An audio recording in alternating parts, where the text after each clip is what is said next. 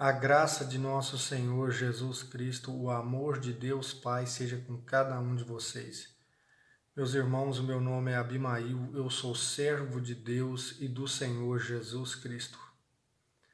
Hoje trago uma mensagem para você com a seguinte questão: rompendo com as amarras do sistema religioso. É isto mesmo.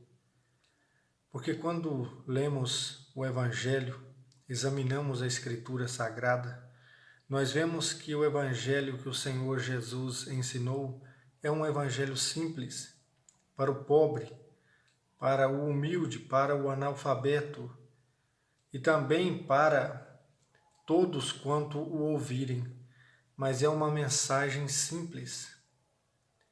E nós vemos que o sistema religioso tende a complicar a palavra de Deus, a mensagem da cruz, fazendo assim entender que nem todos podem, de alguma forma, compreender essa mensagem. Quando nós lemos o Evangelho, nós vemos que, enquanto os pecadores, as prostitutas, os publicanos criam e aceitavam Jesus como o Cristo, Filho de Deus, acreditavam na mensagem dele, os religiosos o rejeitavam e buscavam um pretexto para acusá-lo e para matá-lo.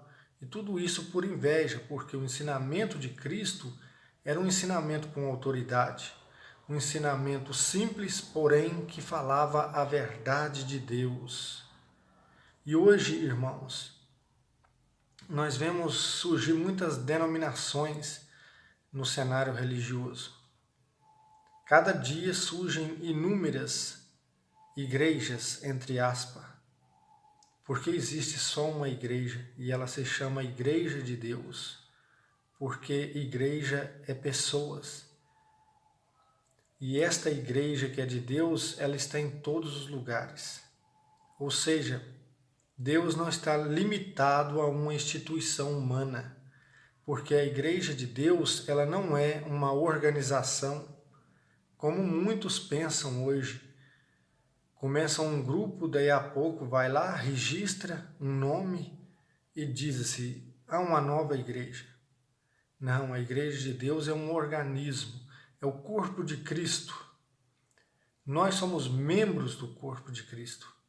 Todos aqueles que pela fé creem que Jesus é o Filho de Deus e que Ele pagou alto preço pelo nosso resgate e com um coração puro e sincero professam essa fé em Cristo, confirmando assim a graça de Deus, esses são filhos de Deus e membros da Igreja de Deus, que é o corpo de Cristo. Então, irmãos, quando a gente olha para a simplicidade do Evangelho e olha para as religiões, a gente vê quão confuso está hoje alguém realmente servir a Deus de todo o coração.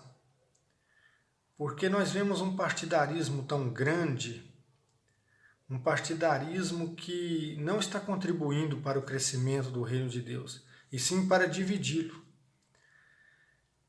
Certamente os irmãos que verem este vídeo, alguns se lembrarão daquela passagem onde o Senhor Jesus é vítima de uma circunstância onde os fariseus e os mestres da lei acusavam ele de fazer milagre pelo príncipe dos demônios. E o Senhor Jesus lhe diz, se Satanás se levanta contra Satanás, o seu reino está dividido e perto está de ser destruído. Porque o Senhor Jesus fazia aqueles milagres e faz pelo Espírito de Deus, mas eles atribuíam aquela obra a Satanás. Mas o que nós podemos aprender disso? Nós podemos aprender que Cristo mostra que todo reino dividido não pode subsistir.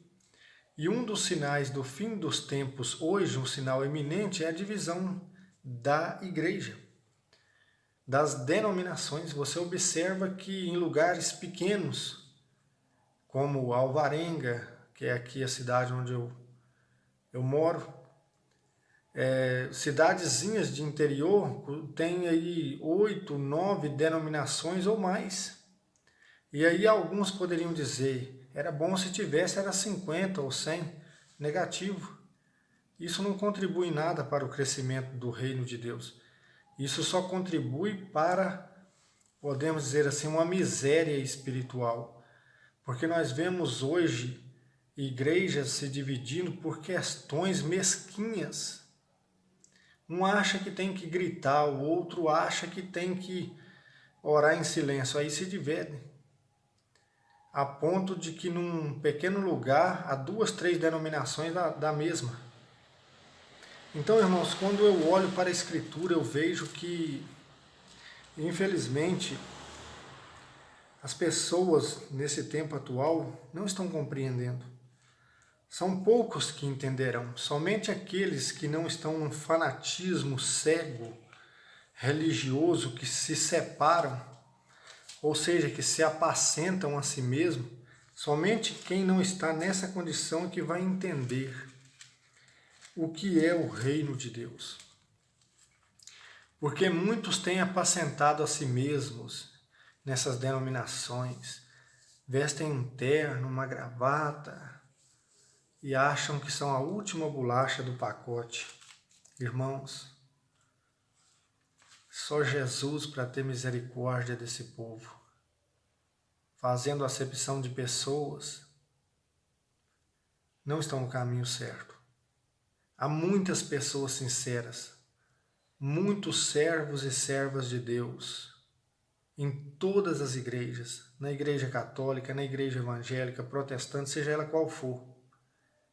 Porque Deus não está limitado a uma instituição, como eu já disse.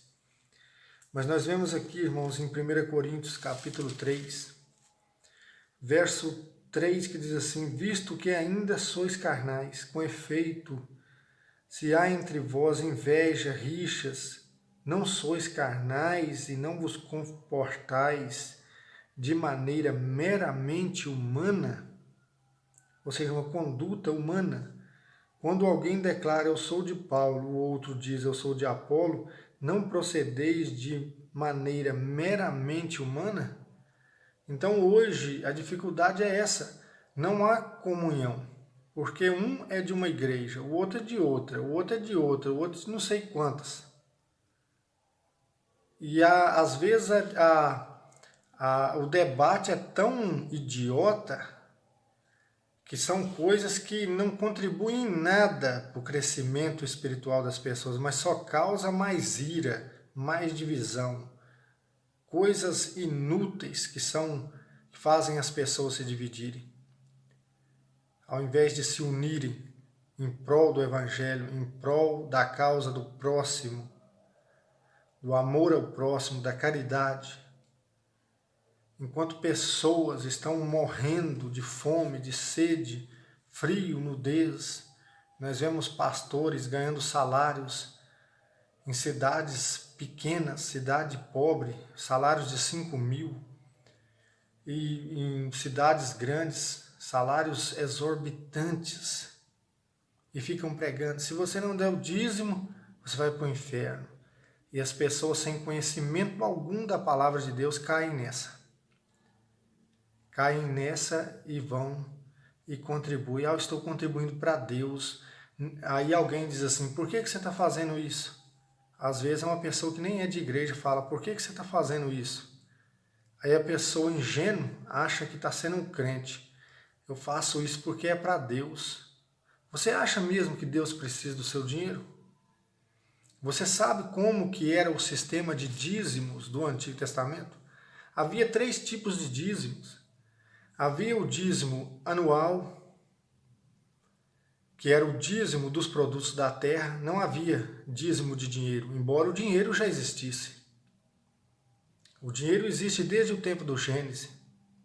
Mas o dízimo não foi estipulado em dinheiro, porque o dízimo era da forma do culto daquela época, a lei cerimonial. Então havia o dízimo anual dos produtos da terra, dos produtos do rebanho. Havia o dízimo dos dízimos, que era uma parte que era tirada ali como primícias para os sacerdotes. Havia o dízimo trineal, e não se podia entregar esse dízimo em qualquer lugar. Ele tinha que ser entregue no templo. E o próprio que pagava, não era devolver. Não existe esse negócio de devolver dízimo. Ele era pago, era uma dívida que o povo tinha com o sacerdócio levítico. As tribos de Israel tinham. Então essas pessoas pagavam esse dízimo, elas podiam comer desse dízimo, uma parte era destinada para o levita, a outra para o sacerdote, e a outra era destinada aos órfãos e viúvas estrangeiros. Então você precisa entender que esse sistema que foi montado hoje, essa manipulação, isso é somente para pagar salário de pastor e enriquecer homens folgados que não sabem nada da vida, acham que são os melhores na igreja, com falsos discursos, enganando multidões de pessoas ingênuas que não buscam conhecimento da palavra de Deus. Você precisa entender que Cristo, ele se fez maldição. E por que ele se fez maldição por nós? Quando você lê aqui Gálatas capítulo 3, veja o que diz aqui no verso 13. Cristo nos resgatou da maldição da lei, tornando-se maldição por nós. Porque está escrito, maldito todo aquele que é suspenso no madeiro, a fim de que a bênção de Abraão em Cristo Jesus se estenda aos gentios e para que pela fé recebamos o Espírito prometido. Você acha que é pouco isso? Cristo se fez maldição por nós, porque está escrito em Deuteronômio, capítulo 27, verso 26. Maldito todo aquele que não cumprir as palavras que estão escritas no livro dessa lei. Todo o povo disse amém. E uma das obras da lei era o dízimo. Era a guarda do sábado, era a restrição alimentar, eram inúmeras coisas. Cristo cumpriu a lei, ele satisfez as determinações da lei, coisa que nenhum de nós podemos fazer. Porque a lei não serve para justificar. Então hoje foi instituído para a igreja o sistema de oferta, porque a oferta, cada um contribui segundo o seu coração. Dízimo não é para a igreja, porque a igreja somos nós. Não há um sistema de culto de um sacerdócio como era no templo levítico. Então, é um tema para se estudar mais profundo. Mas você precisa entender que da mesma forma que hoje há uma ignorância muito grande nas religiões que pregam o dízimo, que pregam as restrições alimentares. Você não pode comer carne de porco, você não pode comer carne de animais imundos, que fala em Levítico 11, Deuteronômio 14. Mas esses que pregam isso nada sabem, nada entendem. E por que eu digo isso? Porque Cristo cumpriu a lei. E aqui em Gálatas 2, verso 21, está dizendo: não invalido a graça de Deus, porque se é pela lei que vem a justiça, então Cristo morreu em vão. Você pergunta aos adventistas, os batistas do sétimo dia, e entre outros que pregam essas heresias, infelizmente, eles vão dizer assim: não, isso não é para te salvar, isso é uma restrição por causa da saúde. Nada a ver. Porque quando você observa, no texto de Levítico era uma lei de santificação, e você não podia, não era só comer o animal, você não podia tocar nele, você não podia passar perto, você não podia transportar um cadáver de um animal. Se o animal caísse numa vasilha de comida, você perdia tudo, a comida, porque se tornava impuro.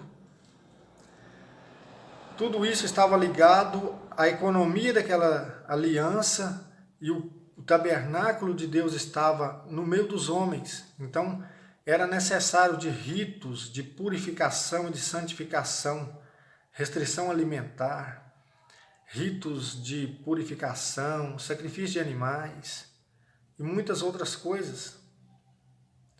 Da mesma forma, nós precisamos entender que quando Cristo ele veio ao mundo, está escrito em Hebreus 10, Ele diz: sacrifício e ofertas pelo pecado não quiseste, mas um corpo me preparaste. Por isso eu disse, está escrito de mim no princípio do livro, tira a primeira aliança para estabelecer a segunda. Veja que enquanto existia a primeira aliança, não se podia estabelecer a segunda. Então, ali em Hebreus 10, a palavra de Deus está revelando que a lei era a sombra dos bens futuros e não a imagem exata. Porque pela lei ninguém pode ser justificado diante de Deus. E anualmente tinha que se fazer a lembrança do pecado através dos mesmos sacrifícios, que nunca levava à perfeição a consciência daqueles que ofereciam o sacrifício. Então, quando Cristo veio, ele veio com o seu próprio corpo, oferecendo o seu corpo para fazer a expiação do pecado no seu próprio sangue.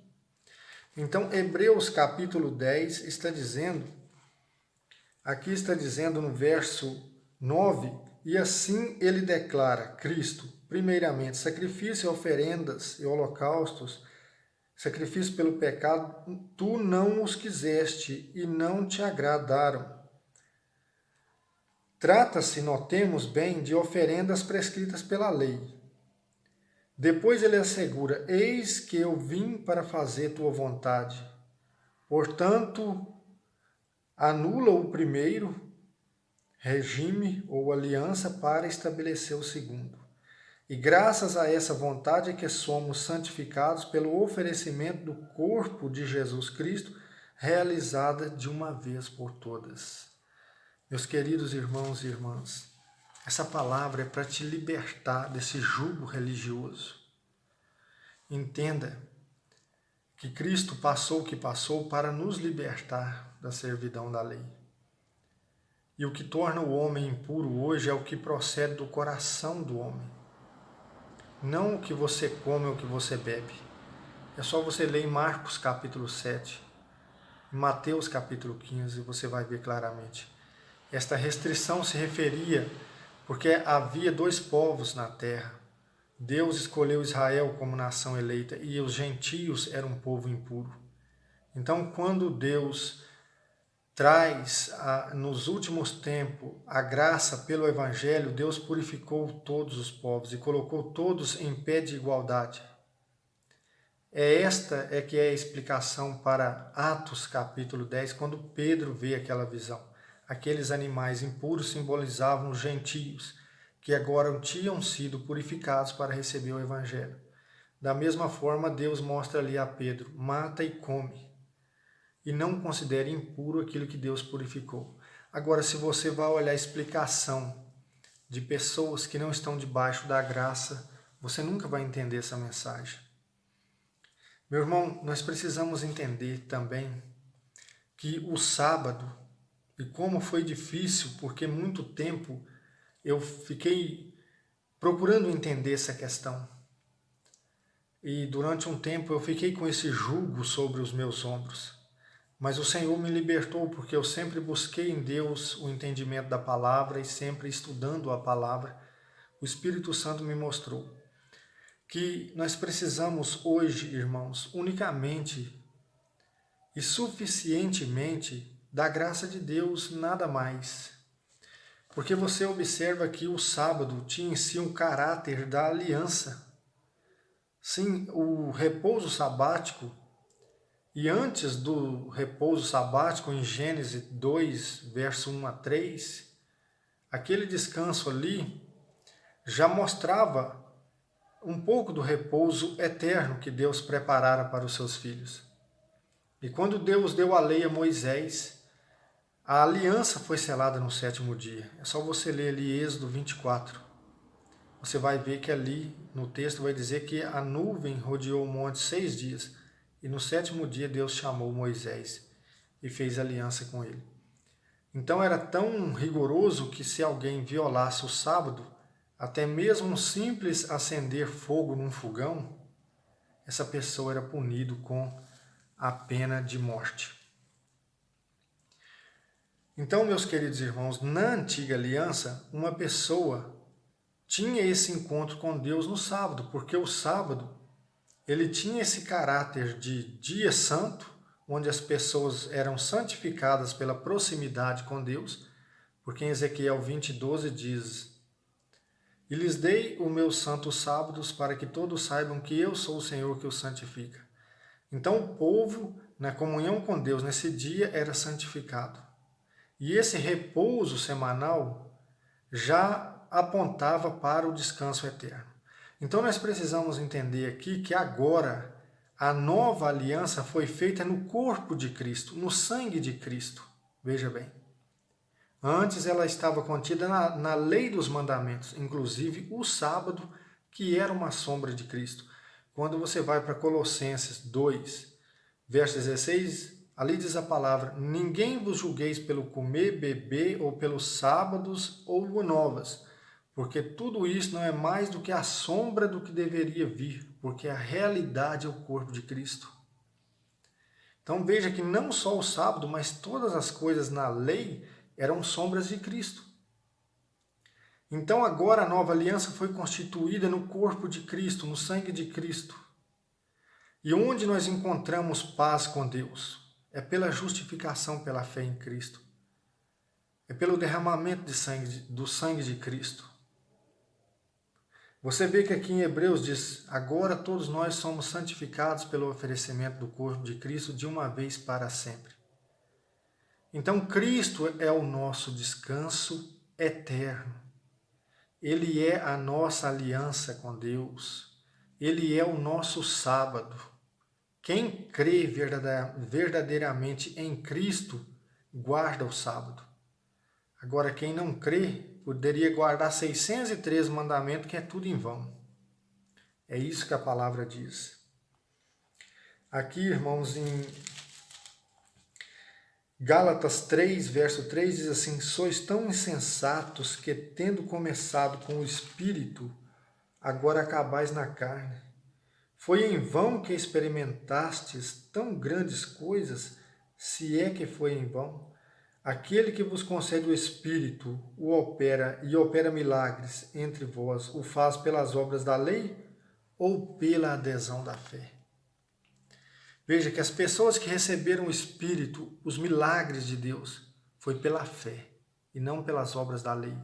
Pessoas que nunca tinham guardado o sábado, que nunca tinha nem sabido de nada disso, que comia carne de porco, que comia todos os tipos de animal considerado impuro pela lei até então. Receberam o Espírito Santo pela adesão da fé. E você observa que nenhum crente, na história da igreja, nenhum crente morreu porque foi perseguido, porque deixou de guardar o sábado, ou porque não guardou, ou porque guardou. Isso não interessou, isso não interessa. E por que eu estou dizendo isso? Que os cristãos eram perseguidos pelo nome de Jesus, não é porque o cristão está guardando o sábado e vamos perseguir ele e matar, ou porque não está guardando, não. A questão principal da perseguição da igreja sempre foi o nome de Cristo.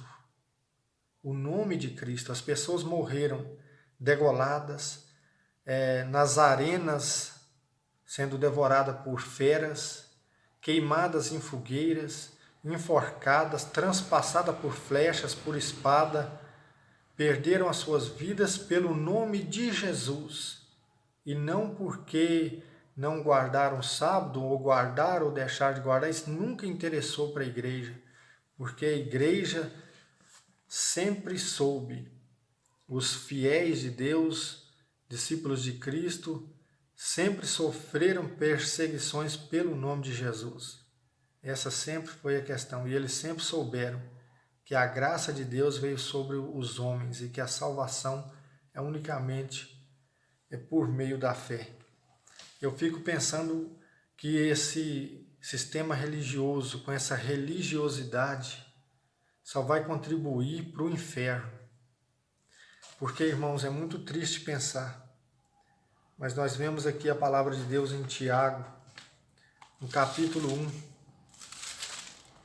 Ela diz assim, eu vou estar lendo aqui para os irmãos, verso 26, que diz assim: Se alguém pensa ser religioso e não refreia sua língua, antes se engana a si mesmo, porque religião pura e sem mácula diante de Deus o Pai consiste nisto: visitar os órfãos e as viúvas em suas tribulações e fugir da corrupção do mundo. Veja bem. Então não adianta a pessoa ficar se iludindo. Eu sou dizimista. Eu observo as leis referentes a alimentações, a isso ou aquilo. Irmãos, pela graça sois salvos, por meio da fé. Isso não vem de vós, é dom de Deus, não vem das obras para que ninguém se glorie, porque somos criaturas suas, criadas em Cristo Jesus para as boas obras. Mas essas boas obras que falam aqui não são as obras da lei, porque as obras da lei eram para um tempo determinado até a reforma. Por isso a palavra de Deus ela é muito clara em dizer aqui em Gálatas que a lei foi o nosso pedagogo para nos conduzir a Cristo. Porém, chegado Cristo, já não necessitamos mais do pedagogo. É muito simples. É simples assim. Vejam onde está dizendo, Gálatas 3, 23. Antes que chegasse a fé, nós éramos guardados sob a tutela da lei, para a fé que haveria de revelar. Assim a lei se tornou nosso pedagogo até Cristo, para que fôssemos justificados pela fé. Chegada, porém, a fé, não estamos mais sob o pedagogo. Vós todos sois filhos de Deus pela fé em Cristo Jesus. Então a lei cumpriu o seu papel, porque o fim da lei é Cristo para a justificação de todo aquele que crê. Romanos 10, verso 4. Irmãos, é muito simples. Para bom entendido, um ponto basta, um pingo é letra. Eu espero, irmãos, que vocês tenham compreendido. Que Deus possa estar abrindo os vossos corações. Eu não faço parte mais desse sistema religioso. Eu procuro servir a Deus com um coração sincero e praticar a caridade.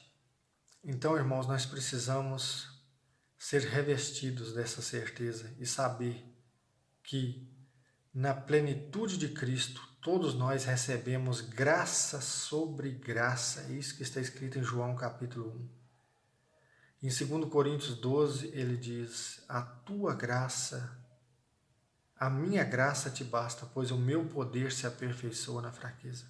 Se a graça de Deus não é o suficiente na vida do crente ou de qualquer outro, então tudo está perdido. Porque ela é suficiente na minha vida. A graça de Cristo, ela é suficiente e ela deve ser suficiente para você. Porque nós somos salvos pela graça de Deus. Amém, irmãos? Que Deus possa estar abençoando a sua vida e lhe dando discernimento e sabedoria na caminhada. Em nome do Senhor Jesus.